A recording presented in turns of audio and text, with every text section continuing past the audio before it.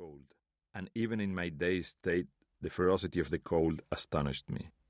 I had lived all my life in Uruguay, a warm country where even the winters are mild. My only real taste of winter had come when I was 16 years old and was living as an exchange student in Saginaw, Michigan. I hadn't brought any warm clothing with me to Saginaw, and I remember my first taste of a true Midwestern winter blast, how the wind cut through my thin spring jacket and my feet turned to ice inside my lightweight moccasins. But never had I imagined anything like the bitter sub-zero gusts that blew through the fuselage. This was a savage, bone-crushing cold that scalded my skin like acid. I felt the pain in every cell of my body, and as I shivered spastically in its grip, each moment seemed to last an eternity. Lying on the drafty floor of the airplane, there was no way to warm myself. But the cold was not my only concern. There was also a throbbing pain in my head, a pounding so raw and ferocious it seemed that a wild animal had been trapped inside my skull and was clawing desperately to get out. Carefully, I reached up to touch the crown of my head. Clots of dried blood were matted in my hair, and 3 bloody wounds formed a jagged triangle about 4 inches above my right ear. I felt rough ridges of broken bone beneath the congealed blood, and when I pressed down lightly, I felt a spongy sense of give.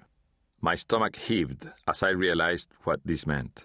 I was pressing shattered pieces of my skull against the surface of my brain. My heart knocked against my chest. My breath came in shallow gasps.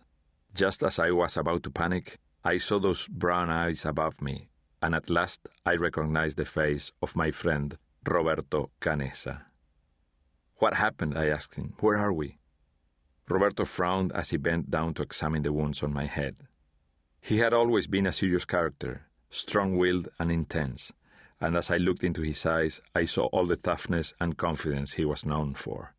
But there was something new in his face, something shadowy and troubling that I hadn't seen before. It was the haunted look of a man struggling to believe something unbelievable, of someone reeling from a staggering surprise. "You have been unconscious for 3 days," he said, with no emotion in his voice. "We had given up on you."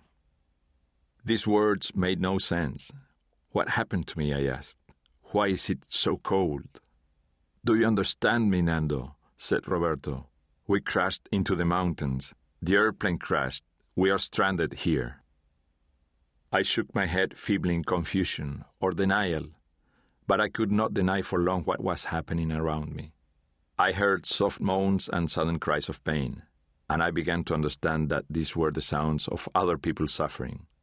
I saw the injured lying in makeshift beds and hammocks throughout the fuselage, and other figures bending down to help them, speaking softly to each other as they moved with quiet purpose back and forth through the cabin. I noticed for the first time that the front of my shirt was coated with a damp brown crust. The crust was sticky and clotted when I touched it with the tip of a finger, and I realized that this sad mess was my own drying blood. "Do you understand, Nando?" Roberto asked again. "Do you remember? We were in the plane, going to Chile." I closed my eyes and nodded. I was out of the shadows now. My confusion could no longer shield me from the truth. I understood, and as Roberto gently washed the crusted blood from my face, I began to remember. Chapter 1. Before. It was Friday, the 13th of October. We joked about that, flying over the Andes on such an unlucky day. But young men make those kind of jokes so easily. Our flight had originated one day earlier in Montevideo, my hometown, its destination Santiago, Chile. It was a chartered flight on a Fairchild twin-engine turboprop carrying my rugby team, the Old Christians Rugby Club, to play an exhibition match against a top Chilean squad. There were 45 people aboard, including 4 crew members, pilot, co-pilot, mechanic, and steward. Most of the passengers were my teammates, but we were also accompanied by friends, family members, and other supporters of the team, including my mother, Eugenia, and my younger sister, Susie, who were sitting across the aisle and 1 row in front of me. Our original itinerary was to fly non-stop to Santiago, a trip of about 3.5 hours. But after just a few hours of flying, reports of bad weather in the mountains ahead forced the Fairchild's pilot, Julio Ferradas, to put the plane down in the old Spanish colonial town of Mendoza, which lies just east of the Andean foothills. We landed in Mendoza at lunchtime, with hopes that we would be back in the air in a few hours. But the weather reports were not encouraging, and it was soon clear that we would have to stay the night. None of us liked the idea of losing a day from our trip, but Mendoza was a charming place, so we decided to make the best of our time there. Some of the guys relaxed in sidewalk cafes along Mendoza's broad tree-lined boulevards, or went sightseeing in the city's historic neighborhoods. I spent the afternoon with some friends watching an auto race at a track outside of town. In the evening, we went to a movie, while some of the others went dancing with some Argentinian girls they had met. My mother and Susie spent their time exploring Mendoza's quaint gift shops, buying presents for friends in Chile and souvenirs for the people at home. My mother was especially pleased to find a pair of red baby shoes in a small boutique, which she thought would make the perfect gift for my sister Graciela's new baby boy. Most of us slept late the next morning, and when we woke we were anxious to leave.